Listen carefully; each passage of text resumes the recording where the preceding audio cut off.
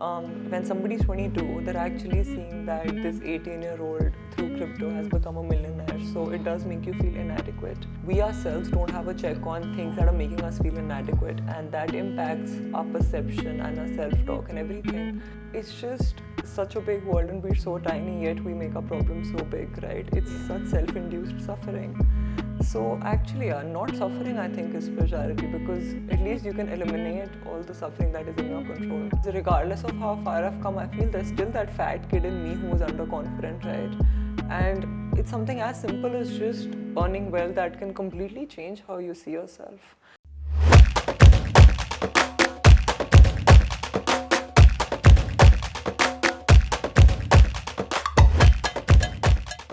I want to introduce you to my special people at the podcast today. This is the Discover Your SecondAct Podcast. Niharikaa Kaur Sodhi, I think you are very young to have discovered your second act or many acts, but because you're so fascinating, so real, so authentic, that this seems to be just the right platform for you. So you're a solopreneur, you left your corporate world. I don't know how much of that really did you even work, knowing your age now. So I feel that stint and now working on your own and also creating your boundaries. I think when I look at somebody like me, I feel I have so much to learn from you. So welcome, my dear. And this is such an exciting day for me because I really wanted to call you today, and thank you for taking out time. Thank you for having me and for such kind words. I'm like smiling since then. No, because you really are, Niharikaa. But I mean, I know that somebody as young as you, and I have two young children myself, and I see how determined they are to, just chase the expected. Right. Chase the expected, that money has to be there, fame has to be there, recognition has to be there, and I'm sure that you're also striving, but the way that you go for it versus, the younger lot is going for it, do you feel yourself that you're missing out? And you're like, you describe, how has your life been so far? Where are you wanting to go? How is it going to be? I think I'm not into the hustle culture because whatever I do comes from a place of self-awareness, and I know what makes me happy and what doesn't, and I know that if I attach my validation and self-worth to these external metrics of success, then it's only I'm going to keep chasing them. And I'm not sure if that is something I'm going to look back at, be happy at 50, that okay, I became viral, or some really shallow thing like that, right? But that being said, when you say that people are taking that direction, the thing is they're surrounded by it, right? Sure. They are always on their phones, and that's the stuff they're seeing.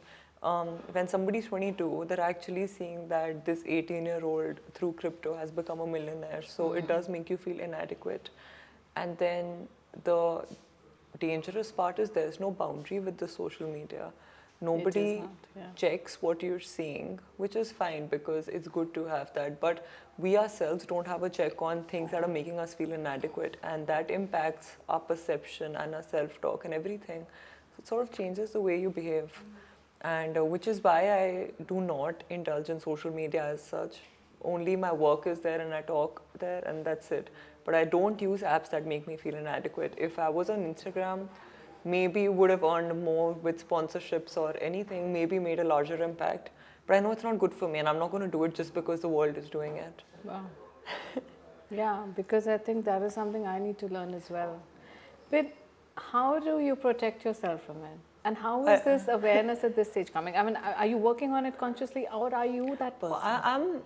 I'm trying every day to be better, and it's a very conscious process. It's not something that happens when I read a certain book or only on weekends. It's a very conscious process every day to live more mindfully and live in a way that I'm making the most of it today and at the moment, right?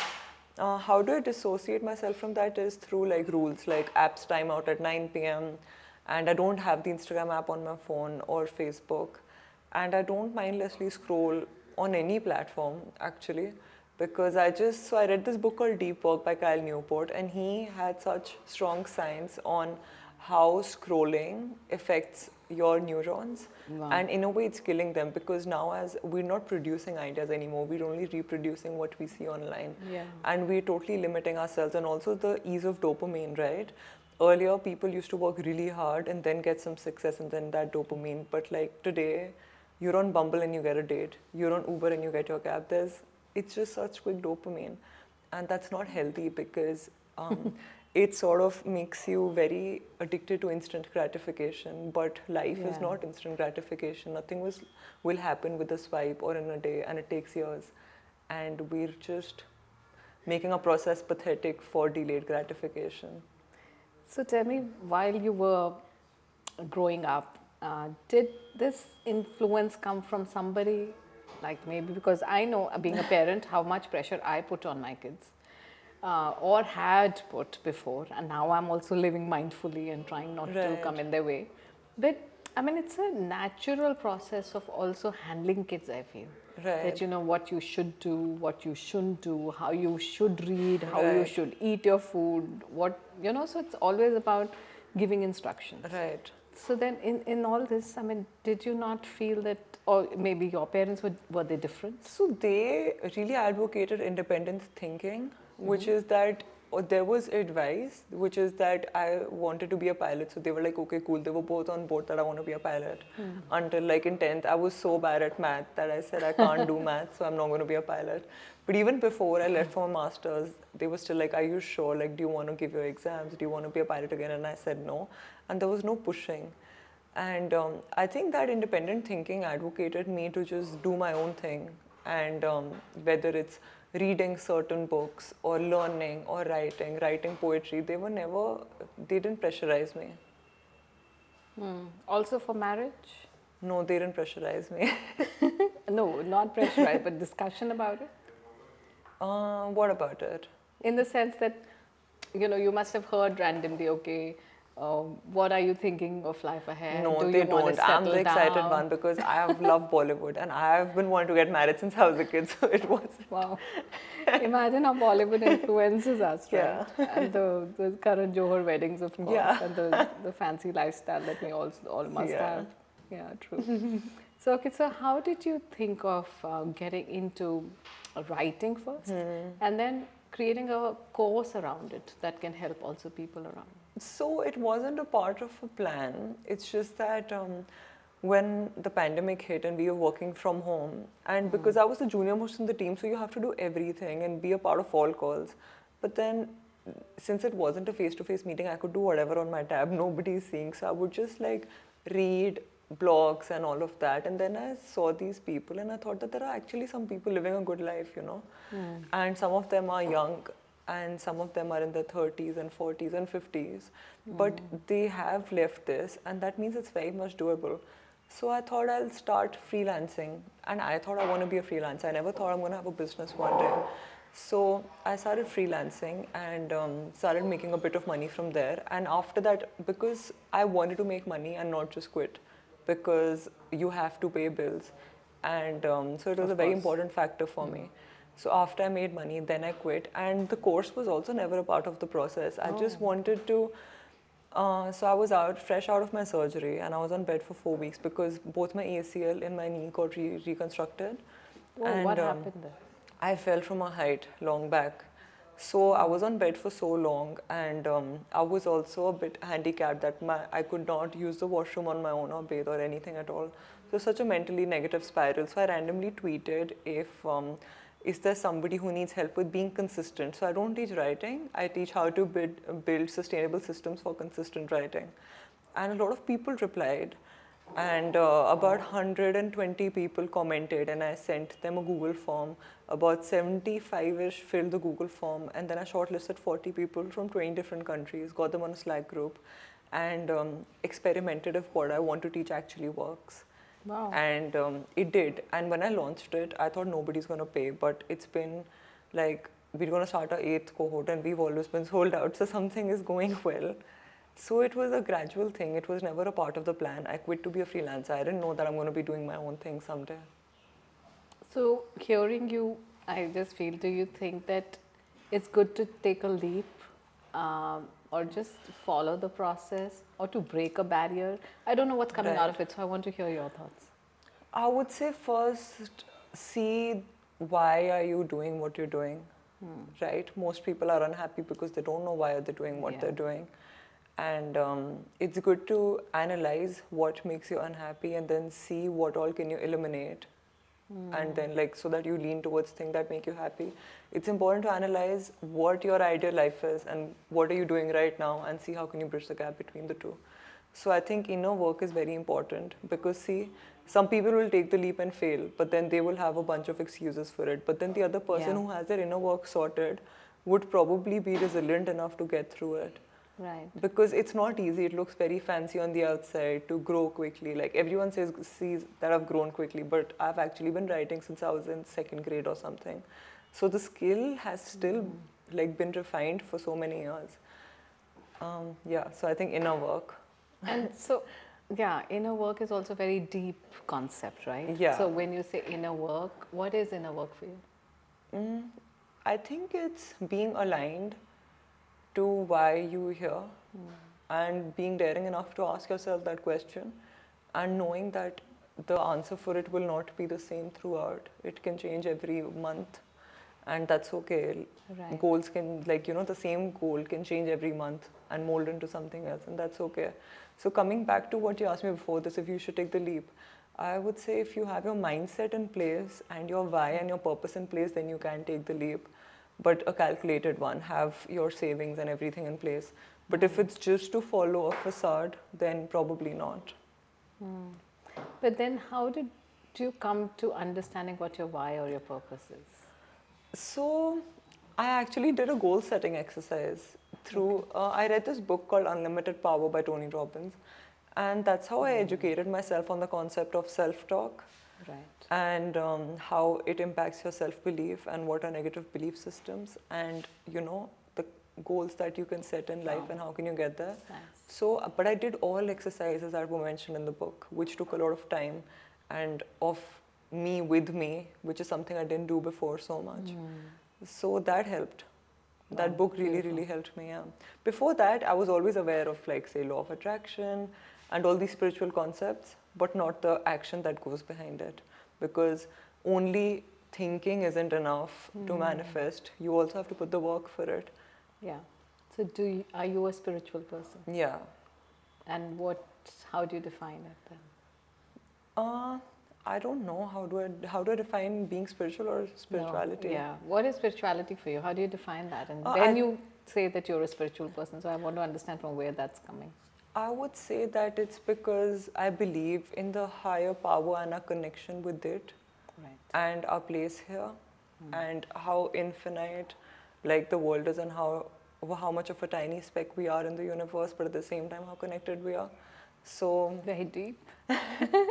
So I think it's really great to hear you. I'm just so enlightened and delighted at the same time. No, and this is something I learned when I was traveling solo, because I traveled solo when I was 21. And I would think that it's just such a big world and we're so tiny, yet we make our problems so big, right? It's such self-induced suffering. So actually, not suffering, I think, is spirituality, because at least you can eliminate all the suffering that is in your control. So, No, that it's is really something nice I came because out I after hear a talking. part of my daughter in you, and that's why I've been saying that there's I think girls are incredible. I have to first say that. I'm not biased, but I really feel that what women or girls have, I think it's so much higher in understanding oneself. Just that we just brush it away because of stereotyping, because of our upbringing, because of patriarchy. We just brush it away. The deep understanding that we can dwell into, and then what can we bring out from there, the potential that we have. I would say challenges are both sides. I feel like even men have own societal expectations, which are very, very difficult for them to fulfill as well. Whether it's work-wise, or how they have to look in a certain way, or how inferior they feel, or how can they be alpha. So I think challenges are both sides. But I was more talking about self-awareness piece, that we don't dwell too much. Women don't dwell too much into self-awareness piece. We normally say this is okay, don't talk about it, or you're expected to be in a certain way. And I think that really takes away the major part of the potential that we probably have, because a lot of negative self-talk starts coming in. Right. That I'm not good enough, maybe Right. I can't do it, maybe. Also, I think can't as a say. woman, you are told constantly, like, I've subscribed to a travel magazine because I thought, okay, I want to read physical magazines and not just online blog articles. And that had so many ads to make me feel that this is when I should start anti-aging, or this shampoo, or this and that. But it was a travel magazine. It's not even Really? a beauty magazine. Yeah. Wow. And so I'll give you a small example, right? So we're on camera right now. This will go on YouTube. And it's very common for somebody to tell me that, your hair isn't done. Yeah. And I'm like, but my hair is like this. Am I gonna like pay and get a blow dry because I'm on camera? Because I also record my own YouTube videos. I'm not gonna put myself through that. Wow. And that's only because I am not fond of putting heat and ironing, and that's not me. I am not fond of makeup. Wow. And 99% the person watching me on the other side is also looking just like me. So why should I look like this Somebody notion made that up. you see on Instagram and magazines? I'm not going to do that. So I think there are so many of these, like it's very easy to feel inadequate and less pretty and less of everything with all these ads and expectations. In fact, somebody from my family said some time back that now that you're so much in camera, don't you think you need to just, maybe reinvent your wardrobe, Right. look more like, a celebrity or something? Right. And I said, no, it's so unreal. I mean, I can't do it Yeah. myself, to be honest. I'm not that person, so I think it's fine. I was a part of hospitality industry, and so every time I would hear, oh my goodness, I think you need more grooming.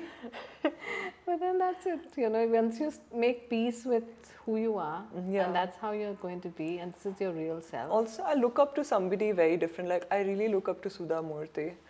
And Yeah, look at her. yeah, and when she talks, I think it's impossible that you have to do something else. You will just listen to her. Yes, so true. And even I read it in a book, right? I read somewhere that there's so much more to you than how you look. When you look at Obama, you never think of him as skin, you think of him as Obama.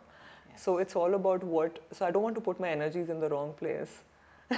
No, I think you are very sorted with the conversation that I am having with you, and of course what you write, you seem very sorted, and that's why I want more and more people to hear this conversation and also probably follow you and your work, so that they feel that being real is so important, and I think that's what you should really care about, nothing else. Yeah. So okay, tell me, you also don't bend an eyelid to say that you're vulnerable, that you are falling, that you need help. Yeah. And is that like, I mean, do you make an effort? I mean, I don't know how flawlessly you do it. So how do you do that? I think because even though I have an online presence, I'm not striving for perfection. And I also know that humans connect with humans and human emotion. They don't connect with a robot. So if I tell people I'm waking up at 5 a.m. and I have my life all sorted, which is not true, then they would probably not relate to me. But if I tell them that, boss, I wake up at 7, I not wake up at 5, I have a life, I can't sleep at 9, they'll probably relate to me that, okay, I'm the same. Yeah. So I'm just being real. I'm not changing who I am for the content that I create. And I think so. Once what happened was I spoke about something very vulnerable. I think it was about self-esteem. Okay. And then so many people shared their battles with self-esteem. And the biggest shock that I saw was that, for an Indian man to come out and comment publicly, knowing that this post is getting traction and others will see him, that he was teased for being feminine. Like, I think that's still a taboo to, for somebody to come out there and at least say that, be brave enough to say that. And then there were people responding to each other and sharing their own stories. So I thought, okay, it took one person to come out for other people to start sharing. Yeah. And also I'm not alone. And whatever downfalls we have, chances are other people have experienced similar negative emotions. So it's okay to talk about it. Yeah, but that's brave as well. And it's not easy. It's never easy to be out there, because you're also thinking, are people going to think I'm doing this for sympathy, or is this going to like tarnish the brand image that I have, which is that, I am at least some level of bold and confident, which is why I did what I did. But now I'm talking about self-esteem. But the thing is, maybe this was me then, and then I changed it to this is me now. So there's also a ray of hope there for somebody to improve. Yeah. And I also read a lot about your travel. Right. Whether you travel solo or you travel in general or you Right. travel for weddings or you generally travel. So imagine I'm stalking you. And of course, and you also write a lot about what comes out of these travels. Yeah. So not only that you're just experiencing the place, you're experiencing people, you're experiencing emotions. Right. So tell us, if you had to sum up, what does travel do to you, and what are the learnings that are coming out? I never liked traveling growing up. My parents would take me to the hills and in such a long drive, and I also get motion sickness. So for me, it would be such a nauseous long travel to reach somewhere which I'm not fascinated with at all back then. Because for me, I think back then traveling was just like hanging out with cousins and having fun. It didn't have to mean a new place. It could just be my bua's house and I know I'm set for the weekend. So I didn't like travel at all growing up. And so much that I regret that we went to US when I was a kid and my parents said we were driving to New York and I said no, I'm going to stay here because there's a carnival happening. And I didn't go there. And yeah, so that is one of my dream destinations to visit. But what it does is, so when I was solo traveling at 21, which mainly happened because I was studying in England and it was more accessible to go to travel across Europe. I was doing it alone and I realized, I don't know, I had a lot of realizations. And I kid you not, I actually thought that I want to do something unconventional for a living and that has to be around what I'm doing right now. And this is like 6 years ago that I thought of it, but I brushed away that thought that this is too far-fetched. What are you thinking? Because everyone in my family also has normal jobs. So yeah, I brushed away, but it's so strange that it actually came a full circle. So what happens to me while traveling is I try to detach from everything and I try to immerse myself in the moment. And coincidentally, my husband was also a solo traveler before this. So it's very normal for us to sit and just be and not do anything. So yeah, travel it always makes me come up with new realizations. I don't know how, but it just does. Yeah. And finding a partner who also understands the space. So I also know that even after your marriage, you've gone solo, right? No, I haven't. Oh, you haven't? Yeah. Okay. I think we meet so less. I would want to travel with him. Oh, really? Is Yeah. that okay. So how has marriage been for you so far? It's fun, and I think I transitioned into it easier than I thought I'm going to have it really tough, but I didn't. I thought I would really miss home, but I end up visiting every week. I like stay home once a week. I visit, and but I think it's also it isn't easy, right? Because when we would meet, like you're putting your best foot forward, and we both knew it. That obviously, see, we're so tired today. And we're so good to each other. But when we're this tired at home after we get married, we're not going to be like this energetic, right? So we already knew all this. I think it's good that we talk and we communicate. And our work is such that it's at completely different timings. So it's been fun. I think it's a really fun journey. And we have like travels planned for the first half of this year. So it's really exciting. Oh, great. Okay, now coming back to your work. Right. I want to know that everything is about content today. Right. Whether you're writing, whether you are recording, whether you are speaking, whatever. It's a world of content. Where do you see this journey going? Oh, I have no idea. I didn't even know I'm going to be here, like, be at this place a year before. So if you asked me like a year ago or 2 years ago, when I was quitting my job, where do you see yourself? I would probably say as a freelancer or something, or as a freelancing agency, but definitely not as a solopreneur. And thinking about where will this go makes me like really anxious because this world is so different, right? There's no set path. I can't do a particular KRA knowing that I'm going to get that promotion and getting that much salary. It doesn't work that way. So I actually don't know the answer to it. And, do you want to know? No. Not really. I know it'll go well. I have that much faith, and I know since I started, everything's only become better. And I know my intention is pure. So if my intention is pure and I'm putting in the work, then why would something bad happen? Great. So at the same time, I mean, there are so many younger lot who are also a part of your courses or following you.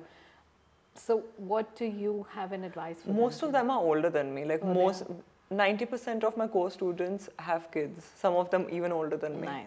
Yeah, so most of them, but yeah, there are some people. I think my advice would be to detach from your outcomes because it's not in your control. Only the process is in your control.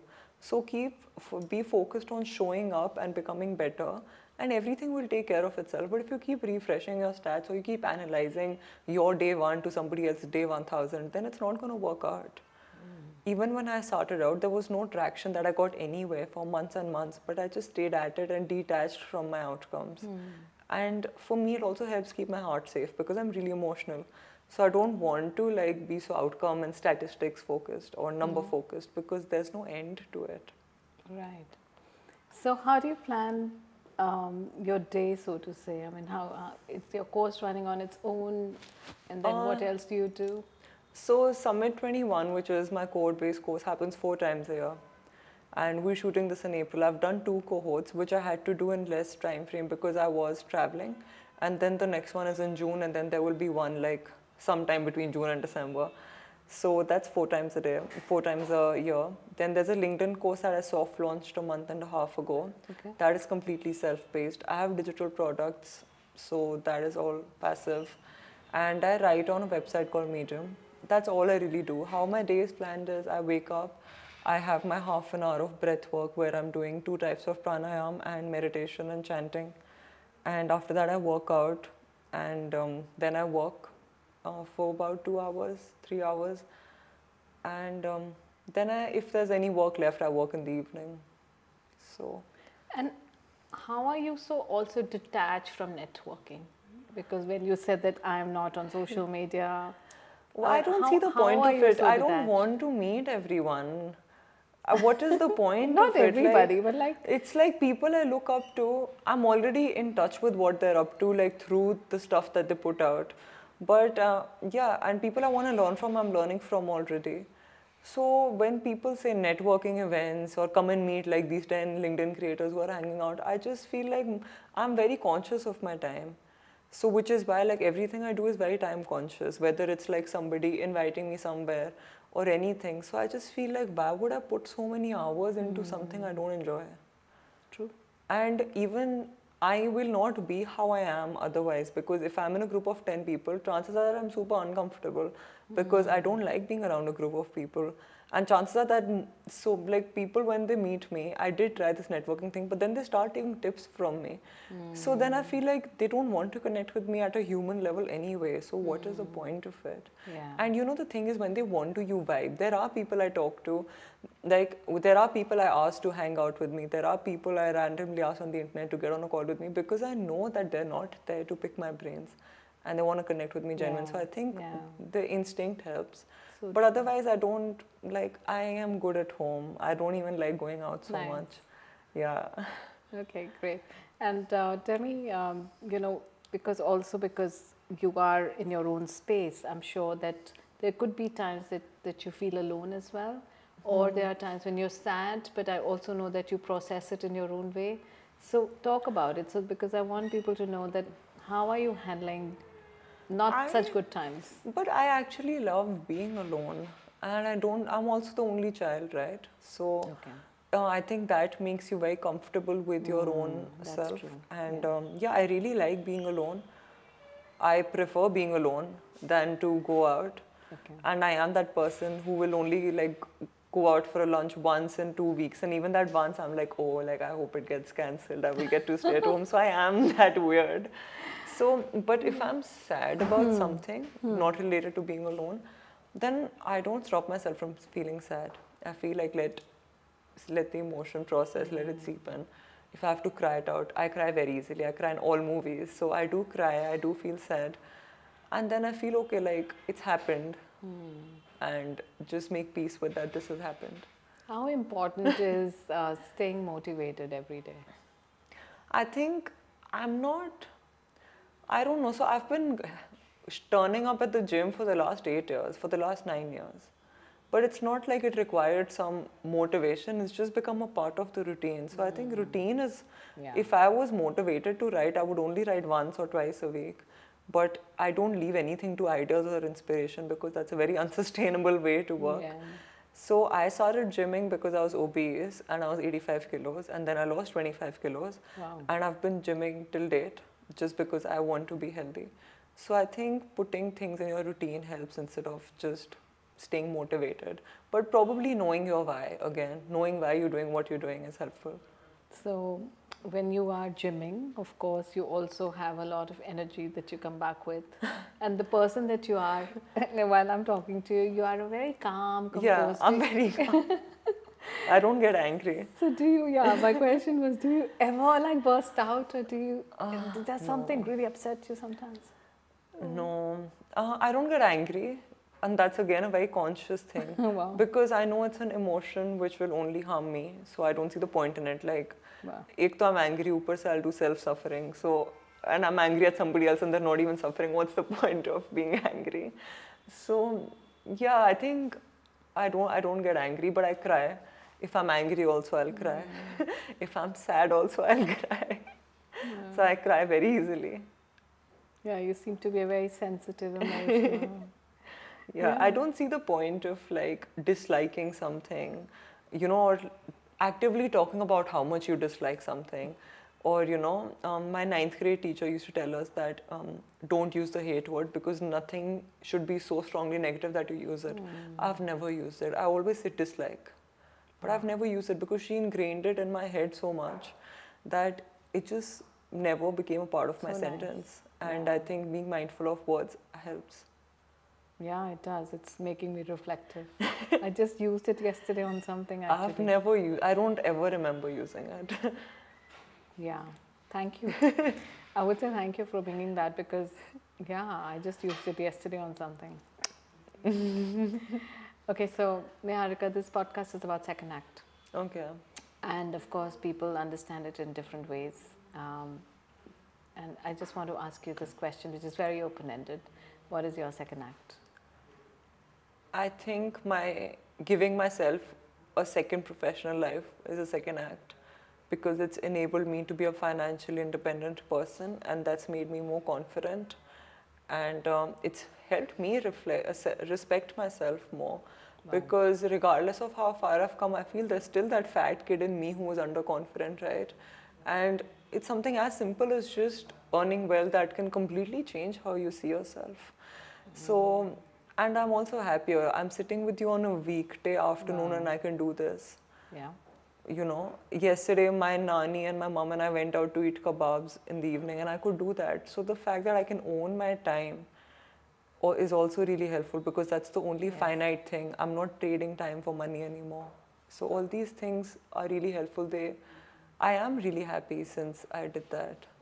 I am very mentally and I feel like my innermost self is at peace.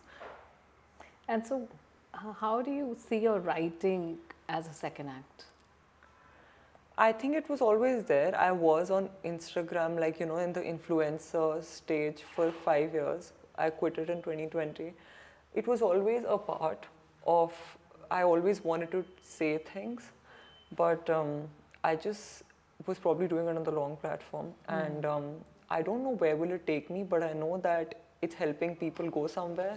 Right. And as long as that keeps happening, I'm going to keep writing because it's those kind of DMs that help me show up even on the days that I don't want to. Wow. So I'm going to ask you a few more questions, and it's called a rapid fire. Okay. See how you do it. Oh God, so what's I'm so nervous. Are you? Yeah. It doesn't look like. I've been nervous You're throughout. so calm and like I'm feeling your energy of like saying, oh my God, I feel that we're soulmates somewhere, you know, because I am that very. I've been nervous throughout, but I've realized that people people can't see your nervousness or your lack of confidence, so you might as well fake it. No, we can feel. Yeah, okay? but I am like analyzing myself since then, and also see like how I'm stammering right now. I'm only doing it right now, and on my YouTube video, like in a conversation in real life, I don't stammer or like I don't mispronounce because I'm not nervous. But when I'm nervous, that's what I do. But I can't feel it at all, by the way. So you're doing a good one. Self-critical. Okay, so what is the best thing that you've heard so far ever since that you started to teach people to be themselves? Oh God. I think I won't say one thing, but every time somebody tells me that, I won't say that they've quit their job, but every time somebody tells me that they've quit their job and now they're living a better life because they get more time with their kids and they're also earning well, that makes me happy because I feel more and more women have it in them to do that because they also have these family responsibilities and work. But the fact that they can do both and actually be at a happier place makes me really happy. That's great. So what is that one fun thing that you do for yourself? Fun thing. I know the travel and everything is fun, but what is the real fun thing?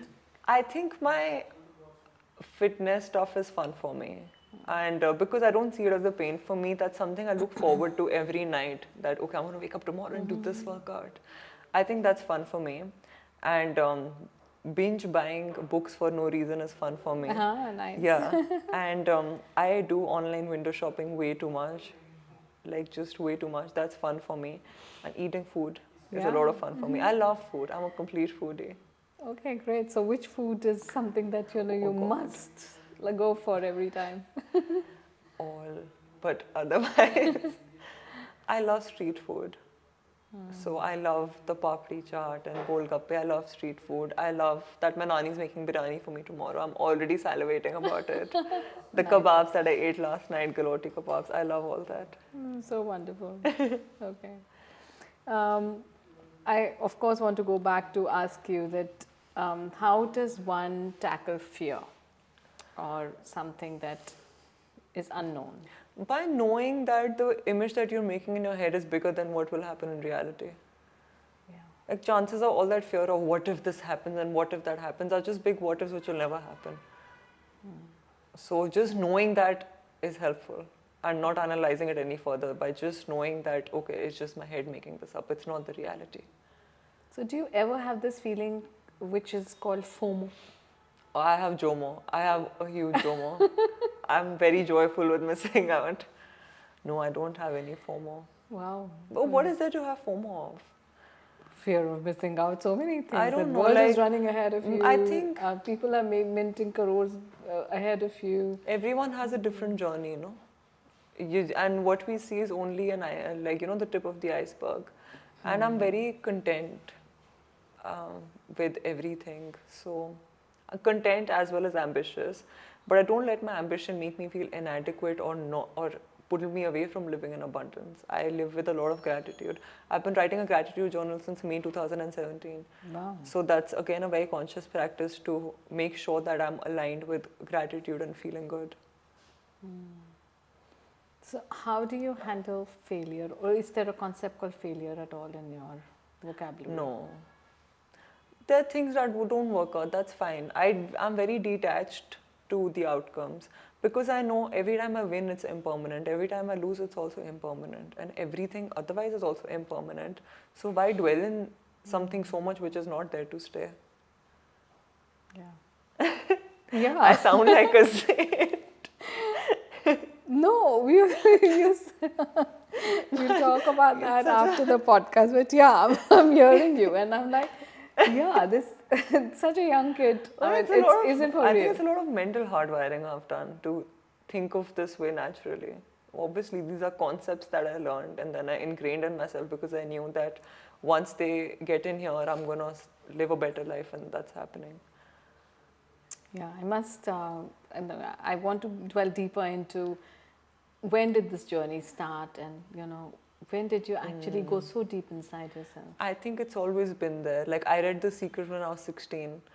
I became a Reiki healer at 18. I didn't even know what Reiki was. I don't know if it was a calling or what, but I did those 2 levels and then I didn't do the next one because I don't want to teach it to people. I just wanted to learn it for me. And that's how I got into your chakras and all of that, and making sure you're aligned and things like the importance of having a good aura. Because it's as simple as a negative thought which makes your aura negative, and that is an energy field. So if it's that way, it's going to attract similar events. So that automatically made me change my thinking slowly because I don't want the aura to be negative. I think it's a very gradual growth. Very nice. And what about the book that you were referring to of Tony Robbins? It's called Unlimited Power. So what stayed with you from there? Everything. Like I said, the entire concept of the impact of negative belief systems and negative self-talk on your life, and how much control we have over our lives to change it. But just because we feel others aren't doing it, we don't. And the ones who are doing it, we think they're outliers. But the tools exist inside you. And it is like we do have that power in us to change things. Absolutely. So one last thing that you want to leave us with? I think you should have told me to come up with something prepared. No, why? This is you're so natural, and if I would have done that, it wouldn't have been authentic at all. I would say that make the most of the one shot that you have, because don't live mindlessly. We have too many people doing that anyway. But put some intention into everything that you do, and everything will become better. I just came up with it, so I don't know if that makes sense. No, but it is something that is making perfect sense, and thank you for saying. So it is something that I think we need to all practice. I think really living mindfully and being mindful about our own self, which you are, and so much to learn from you. So thank you. Really, thank you so much. Thank you.